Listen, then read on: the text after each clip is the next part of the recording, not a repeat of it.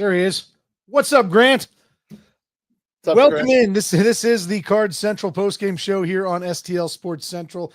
Cards win 8-5. Thank you if you are joining us now for burning the literal midnight oil. It is 11:57 where we stay here in St. Louis, but Cardinals do beat the Padres 8-5 tonight to improve to 56-56 on the year, back to 500. Again, this is the Card Central postgame show here on STL Sports Central. He's Grant Salzman. I am Chris Pelican. You are the loyal viewer listeners that we've got, and folks, jump into that post-game chat right here in the YouTube chat forum right there. We'd love to hear your comments and your thoughts, even at a late hour tonight. But an impressive outing, Grant. I mean, again, we can look at this thing a lot of different ways, but clearly we'd bury the lead if we didn't mention that Michael McGrevy, pitching in his hometown, bounces back from a relatively difficult start to the game where the Padres put up 4 runs in the first 3 innings. He rebounds to shut the Padres out for the next 3, allows the Cardinals offense to get untracked a bit, and the Cardinals come out with a big win. Yeah, it was a big win. It was a fun game to watch. I know that things have taken a turn for the worse in the last month, really, for this Redbirds team. But that was a fun game. Winning's fun. When they went down 4-0, I go, oh, great. I'm going to stay up till past midnight and talk about a game they lost 9-1. Yeah, get used to that, by the way. Yeah. That'll happen. It will. But at least for today, it was a nice 8-5 victory. We learned some about the bullpen, and the big stat I see is every single starting player got a hit today for the Cardinals. Every single Cardinal that had an at bat today had a hit. I don't know the last time that has. Oh, yeah, no, Newbar did. Okay, I mislooked. Yeah, every single player got a hit that had an at bat. Can't complain about that. Don't know the last time that's happened. Yeah, absolutely. I mean, a lot of decent stuff to pull from tonight, and unfortunately, there hasn't been enough decent stuff in the recent play by the Cardinals, which is why they unloaded the back end of their bullpen at the trade deadline on Thursday this week. It's going to be a different team moving forward, and clearly a team with very different expectations. And so this is sort of, I think, where we're going to, this is what the rest of this year is going to be. The final 50 games of the season for this team is going to be an identification process. Yeah. What does this team have? Although this whole year was supposed to be that way, but at this point in time, and I think we got to take all these things one at a time. And with McGrevy again, I think the entire course of the season, Grant, the fans clamored for Michael McGrevy, right? Like, why are we wasting time with Miles Michaelis? Why are we wasting time with Eric Fetty when we have a guy who's in AAA who has proven he is beyond that level? Why is he not getting opportunities? And, he will be getting the opportunities moving forward. There's no doubt about that.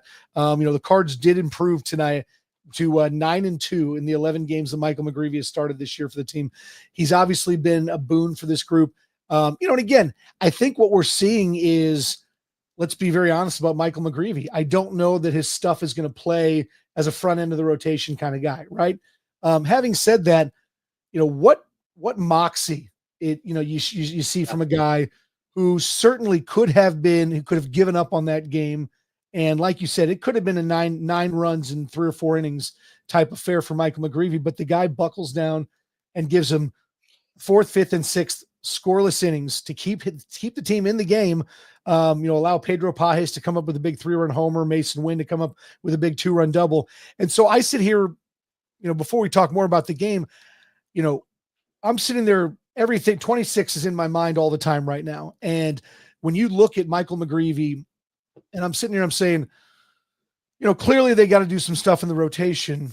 Sonny Gray's got 1 more year left on his deal, but boy, I don't know about you, Grant, but I feel like I can sit here even on, August 2nd of 2025 and say, I would feel very good about a 2026 rotation in which Matthew Liberatore, Andre Palante, and Michael McGrevy are your 3, 4, and 5. Yeah. Your thoughts? Yeah, no, I agree with you. And the guy you just drafted, Liam Doyle, is that guy that's going to go out and hopefully be that number 1 that's striking out 10, 11 guys and blowing them away with his speed.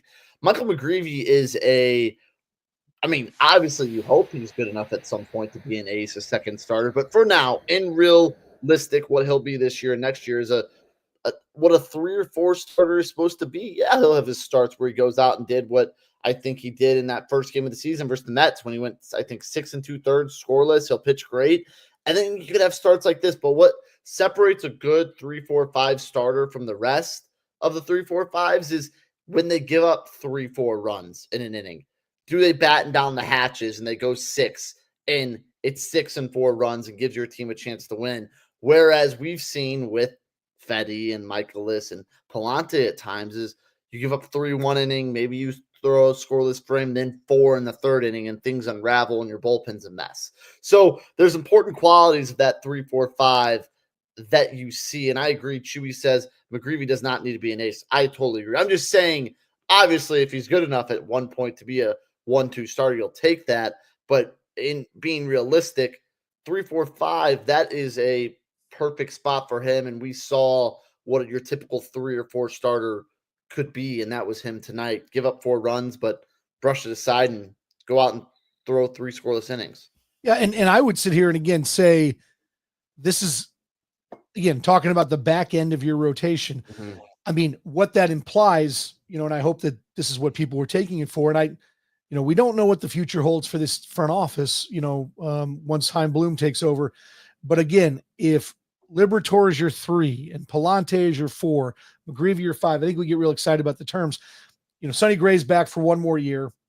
But what I'm implying is clearly, I think if you can go out in the trade market, because I know that this team will not go out and invest huge money in free agent dollars, which I would actually am 100% fine with.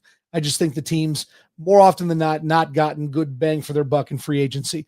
So this is where you start investigating who are the guys who are playing for mid to small market teams who are on the wrong side of arbitration at this point in time. Who can you go and make a trade for to be a first or a number 1 or number 2 for this team to pair with Sonny Gray? And if you can find that guy, and again, I don't know who that guy is right now. You'd hope Chaim Bloom's looking for him, but if you can get Sonny Gray and unnamed pitcher A, who is going to be a front end of the rotation kind of guy who maybe is coming up on free agency, whatever team he plays for can't afford him. You have those two to anchor a rotation, and then have McGrevy, Liberatore, Palante on the back end. And I think they do a couple things with that offense, and that is a pretty good 5. You mentioned Liam Doyle. I think Liam Doyle is going to be a front end of the rotation guy, maybe not in 26. Maybe he's a guy who, takes the McGrevy role this year, where he's the guy who spot starts here and there. And, you piece him in, you work him in, obviously it's all going to depend on how he fares at the higher minor league levels. But, again, this is a way for them to solidify what I would think to be a pretty good rotation in 26 without breaking the bank. Yeah. And I think it's very realistic. I guess I think what I'm planning on looking at a lot down the stretch this year is what do we see from Liberatore? Clearly they're going to monitor his innings. I mean, that's already happening. What do we see from Palante? Now I will also preface all of this by saying that I'm not the guy who tends to glean a ton from what does a guy do when nothing really matters. I feel like too many baseball teams fall into that trap of sitting there saying, hey, well, he performed really well in the last 40 games of the year when literally nothing was on the line. Yeah. I don't know that I love that, but we saw a lot of positives from Palante this year. We've seen a ton of positives from McGrevy. We've seen lots of positives from Liberatore. So if those guys can finish off 25 strong, and then we can just sort of be, we can be told that is the back end of your rotation for 26. I mean, I feel really, really good about that portion of it right now. I won't feel as good about it if you tell me that it's going to be Sonny Gray. Those 3 are your next, 2, 3, 4.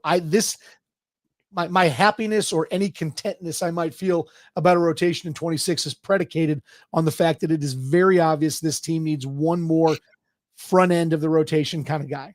I don't think there's any doubt about that. I don't know. Do you agree with that? I totally agree with that. I think you've got to find a number 2 or number 1 if you think Gray's the number 2. I think by 2026, it's your time to compete or at least to fake your fans and fake yourself into believing you're competing. If you're thinking you're competing, you're signing a number 2 starter and maybe rolling with those 4 other guys we've talked about. Do you want to dive in a little more now into today, Chris? Let's do it. Let's do it for sure. So yeah, Cards win 8-5 in this one. They improved to 56-56 on the year. Go back in and talking a little bit more about the game itself. And, again, Michael McGrevy allows 4 runs in the first 3 innings, but, a guy who's been sort of my, a butt of my ire to a degree, Pedro Pajes, for his lack of offensive ability, comes up with a massive 3-run homer that, in the 5th inning. And then Mason Wynn with a great 2-out, 2-run double. So again, great to see it coming from, especially Pedro Pajes, a source that maybe, Needed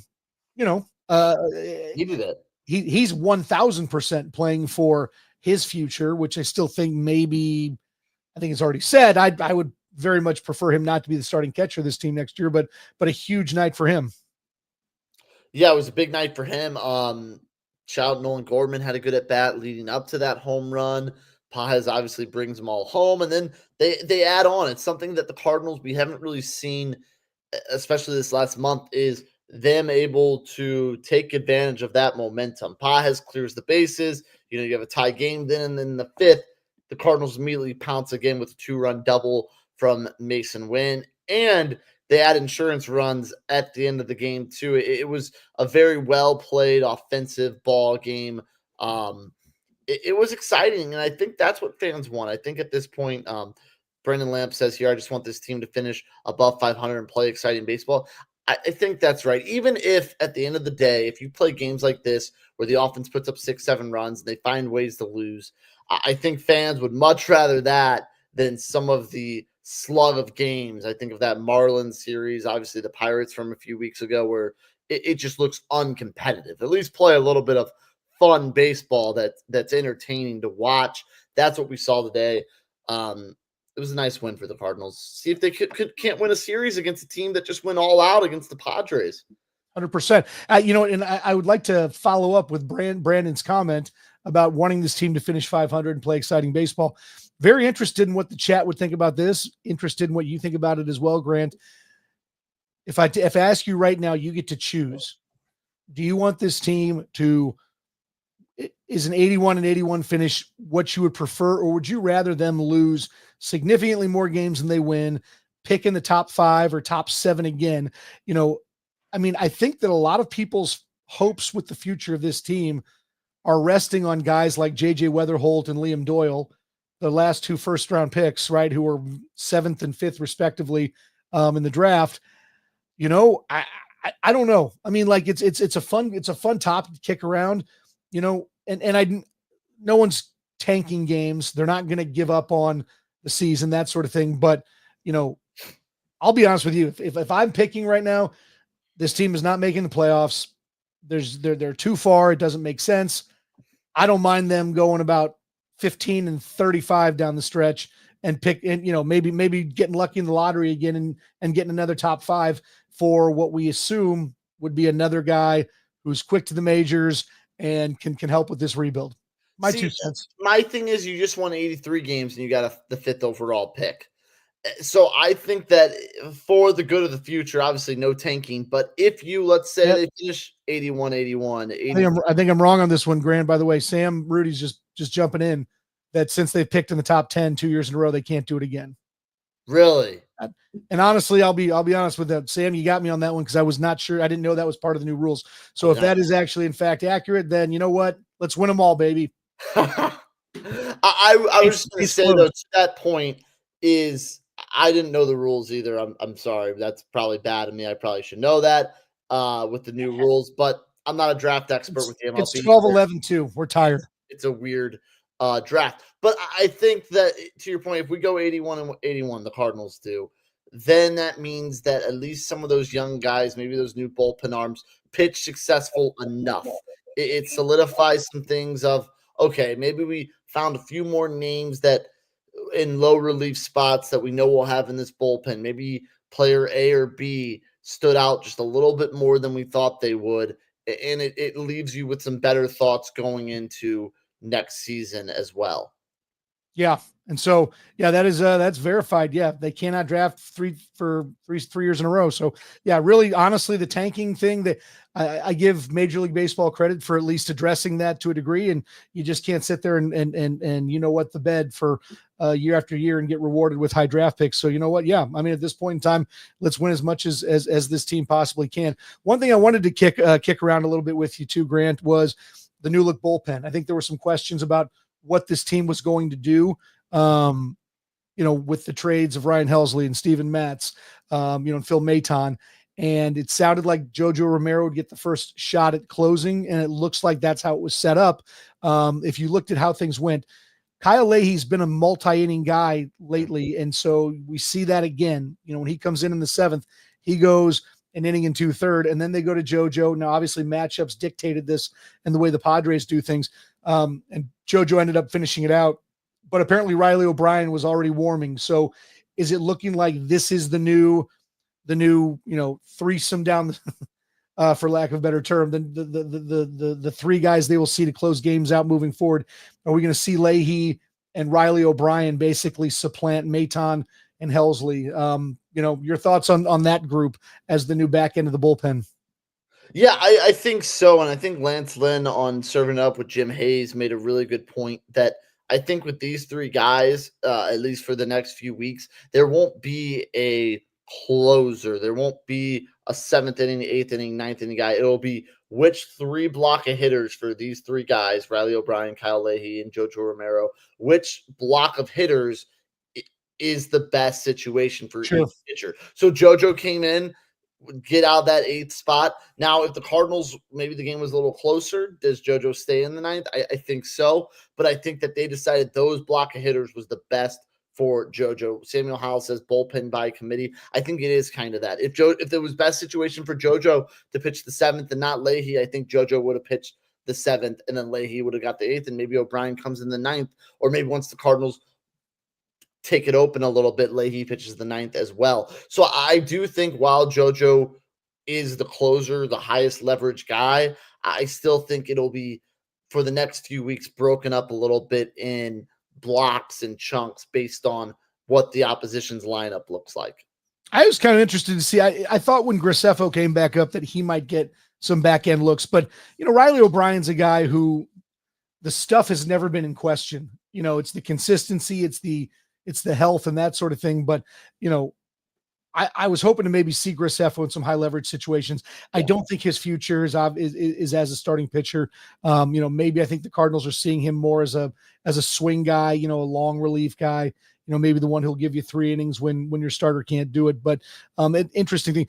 But yeah, Riley O'Brien will be an interesting one because, we've seen Jojo Romero is obviously a proven commodity at this point in time. Mm-hmm. We know what he is. Under control one more year, but I mean, he's been one of the better left-handed guys on left-handed hitters all season.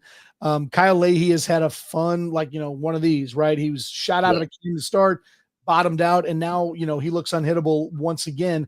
But I guess I'd love to see, whether it's Graceffo or clearly Riley O'Brien at this point in time, can this team develop their next high leverage back end guy? I mean, I think it was very obvious that Helsley was not coming back. I'm glad that they decided not to give him a longer term deal. And so again, maybe Riley O'Brien's that guy. So, we got 50 games to figure out whether he's a guy who you can trust with the ball in the 8th or 9th inning. So be really, really interesting to see. All right. We got, this is the Card Central postgame show. It's sponsored by DraftKings. The crown is yours. And folks, nothing. And I mean absolutely nothing, Grant, beats relaxing on a hot summer day and watching baseball. And the simplest way to get in on the action is to download the Pick 6 app from DraftKings. It's crazy simple. You just pick more or less on the stats for two or more of your favorite players, and boom, you are in the mix for big cash prizes. Pick 6 is available right here in Missouri. Don't miss out on the fun. Don't settle for a smaller payout. Switch to Pick 6, and right now, new customers get $25 in bonus picks with their first deposit of $5. You got to download the DraftKings Pick 6 app now and use the code STL Sports. That's code STL Sports for new customers to get $25 in bonus picks with their first deposit of $5. Better payouts, bigger wins, only with Pick 6 from DraftKings. The crown is yours. Gambling problem? Call 1-800-GAMBLER. Help is available for problem gambling. Call 888-789-7777 or visit ccpg.org in Connecticut. Must be 18 and over. Age and eligibility restrictions vary by jurisdiction. Pick 6 not available everywhere, including New York and Ontario. Void where prohibited. 1 per new customer. Bonus awarded as non-withdrawable Pick 6 credits that expire in 14 days. Limited time offer. See terms at pick6.draftkings.com/promos. He is Grant Salzman. I'm Chris Pelican. This is Cards Central postgame show here on STL Sports Central. Cards win tonight 8-5. The series now split at 1 game apiece in San Diego. They will wrap things up tomorrow with the rubber game. Grant, your closing thoughts here tonight from San Diego. A very, very nice win for the Cards. Yeah, fun game. Big game for another catcher. Ivan Herrera, 3 for 4, got on base 4 times. Offense clicked a little bit. It's the first time in a little bit we've seen competitive at-bats from 1 through 9. And I'm really interested how this bullpen situation continues to work itself out. Hopefully, the Cardinals will be in a lot of situations where they'll have to use some high-leverage guys, 7, 8, 9, in the coming stretch. Tough stretch. Padres tomorrow, Dodgers in a 3-game set, then the Cubs. So Cardinals are really going to get tested here in the next week or so. It is Andre Palante against Dylan Cease tomorrow in the rubber game of this 3-game set. Like you mentioned, they're off to LA after that, so it doesn't get any easier for the Cardinals. So we'll have to see if Andre Palante, and I'm already christening him a member of the rotation for 2026. So hopefully my faith in him does not go unrewarded. And Dylan Cease, who everyone thought was leaving San Diego at some point during the trade deadline, still around and is going to help them push. So we'll have to see how things go tomorrow. But he is Grant Salzman. I'm Chris Pelican. Thanks to every single one of you for joining us tonight in the YouTube chat. Let's do it again tomorrow. This has been the Card Central postgame show right here on STL Sports Central.